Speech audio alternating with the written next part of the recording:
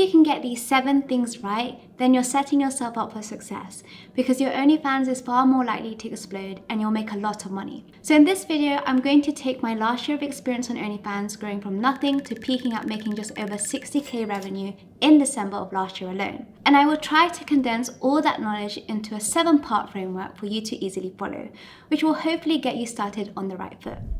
Number 1. Getting set up and starting. Start by posting a few photos and videos to your feed every single day for a week. This is a huge hurdle that stops a lot of people from starting, but the first step is always the hardest. People spend a lot of time binge watching YouTube videos trying to decide if they should really start. If this sounds like you, then set yourself the goal of setting up your account and posting some content. Honestly, it doesn't really matter if your content sucks at this point. There are many skills you're going to need to learn along the way. But if you can't get started, then you're never going to learn anything. So don't market your content yet. Just post a few photos or videos every single day. If you need to sign up still, I have a referral link that if you use, I offer some one-to-one coaching for free. All the details and referral link can be found in my website, and once you're a verified creator, we can set something up. The thing holding you back is probably overthinking. What is your niche going to be? Are you hot enough? Are you too old? What if people I know find out? Will anyone watch my content? All of that overthinking just gets in the way of starting. That's why the first thing you need to do is start. If, like me, you've never done anything like this before, it's going to mean you need to learn to use a camera, learn videography and lighting, learn about audio, posing, build up some camera presence, learn marketing, and so much more. If you think any amount of research will prepare you for this, you're sadly mistaken.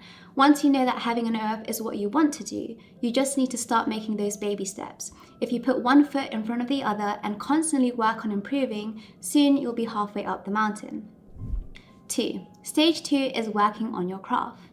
Okay, now that you've gotten started, ignore what I said about not researching. This is where you want to be researching. The goal is to get good at your craft, and there are tons of free resources out there to learn every aspect of it. You can even pay if you want to fast track your growth, but it shouldn't be necessary if you have enough determination and grit. In terms of importance, I'd say focus first on making your content to high quality so that when people stumble across it, they enjoy what you're putting out there. There are many ways to do this, from good storytelling to beautiful and tasteful footage. The second thing to focus on is marketing, but the reason why I'd say work on making good content first is because it bleeds into every aspect of this job, not just posting on your page. But good content will translate into your marketing too and make it easier for you to go viral. If you make custom content to high quality, you're more likely to get repeat buyers. It really is important to spend time focusing on this. They say practice makes perfect, but the truth is practice is useless if it's not dedicated practice. You can make 100 videos and be just as bad as when you started. Just think about how much you type every day, and yet I bet you haven't gotten any faster recently. And that's because you are not doing dedicated practice.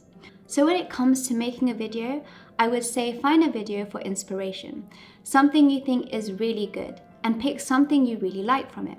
Maybe it's the lighting, the editing, or posing, or even the dirty talk. It can really be anything. And then in your next video, focus on improving just that one thing. Hopefully you learn something that will translate into all your future videos. And then in the next video, focus on something else. I have people that I look up for videography skills who have awful stage presence, and other people who make such hot content but film on their phone. My goal is to eventually be the best of all of them combined. Our third focus is infrastructure. Your goal is to build systems to make things easier for both you to run your business and for your subs to interact with you and eventually purchase from you. The first examples are things like setting up a tip menu, a video menu with a filing system that makes sense for you when you have 100 videos to send. That way your subs know exactly what you offer and how much it will cost. And if they purchase something, you'll be able to provide it to them in the least amount of time possible. The second example that comes to mind is your bio, and I actually would count refining your bio here in infrastructure, because a good bio should both let people know about you and entice them to sub, but also set expectations from what they will gain from their subscription. These are all things that reduce the resistance of getting a new sub. If you're going to use a CRM or want to set up any analytics, this would also count in this section too. I have a video on how I use Reddit and the analytics I have set up, for example. But these tools should be set up from day one so that you can make adjustments to how you run your business. If you have a data-driven approach, you'll do a lot better than getting on instinct because us humans are very susceptible to biases. Step 4 is how we're going to try and get ahead. At this point, you posted for a few days. You should have an idea of what direction you're going with, and your page, your bio, intro message, and tip menu should be set up. You're almost ready to start. But one thing I really advocate for with the girls I coach is getting ahead before your launch. I've had girls that I've coached do way better than me in the first month. A couple even making 5 figures in just a couple of weeks, but they all have said that the workload was far more intense than they anticipated. You honestly won't have enough hours in a day, so if you can do something to reduce the stress up front, then you should. So I think the first stage would be getting at least a month ahead in scheduled posts on your page. The second stage would be having a bunch of PPV content ready to send out so that you can send 2 a week and not feel the pressure to record stuff if you're not in the mood, just because you're out of content. And the third stage would be getting ahead on your social medias. So having a bunch of photos ready for Reddit, having some shorts saved for TikTok, and so on, for whatever platform you've got going. It'll be a lot harder to get ahead when you're also making custom content and replying to DMs, so use this time wisely. Number 5, launch day. This shouldn't need to be a step, but if you're struggling with actually launching, then set yourself a date in the future and get everything ready for it. That way you know when it's time to launch your page to the public. You can just do that. And if you get to the date and you don't feel ready or at ease with going public, then just delete your profile.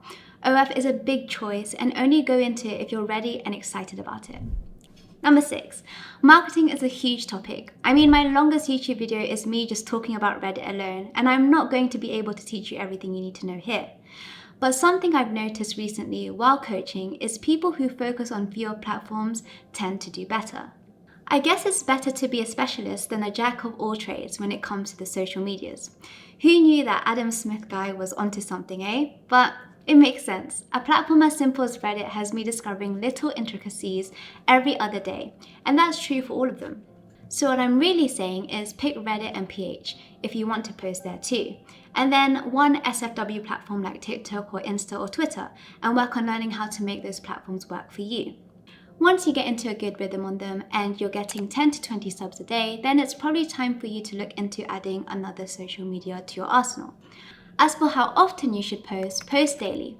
Try your best to make good content every day. And if you can, batch create content so that you can always stay ahead. Number 7, my final tip is revenue isn't profit. Just because your OF says you've made $1,000 or $10,000 net earnings in your first month, don't treat it like that. If you do, you'll stick to earning that amount of money for a long time. If you only split it out into 3 buckets, that's already good enough for a starting point for now, at least until you get bigger and start needing some more careful planning. Bucket 1 should be your reinvestment bucket. My earnings have plateaued about 4 times since I've started 8 or 9 months ago, but the key to growing to this level has been investing in myself. From the camera gear, I went from a phone to a camera to most recently a cine camera, which the full rig cost me about 10k. I've got improved lights, lenses, and so much more. But I've also invested in my marketing and infrastructure. I can pay to make these videos, for example, and I have invested in growing a great team of people who help me produce my content. And for infrastructure, I have a website for my coaching business and another website on the way for some NSFW content. Nothing happens overnight, but if your first bucket is investing in your business, you're doing great. The second bucket is your taxes. Split money out for corporation tax or whatever taxes you'll be paying in your retrospective country. Don't let your tax bill come out of nowhere and shock you. Stay in front of it. Finally, pay yourself. That's why you started your OF, I'm guessing. And if you're doing really well, focus on improving your assets to liabilities ratio. Meaning you should be spending that money on buying assets like stocks and shares or property, and try and spend less on liabilities like clothes and holidays. A balance is good, but keeping track of this ratio is an important step to reaching financial independence.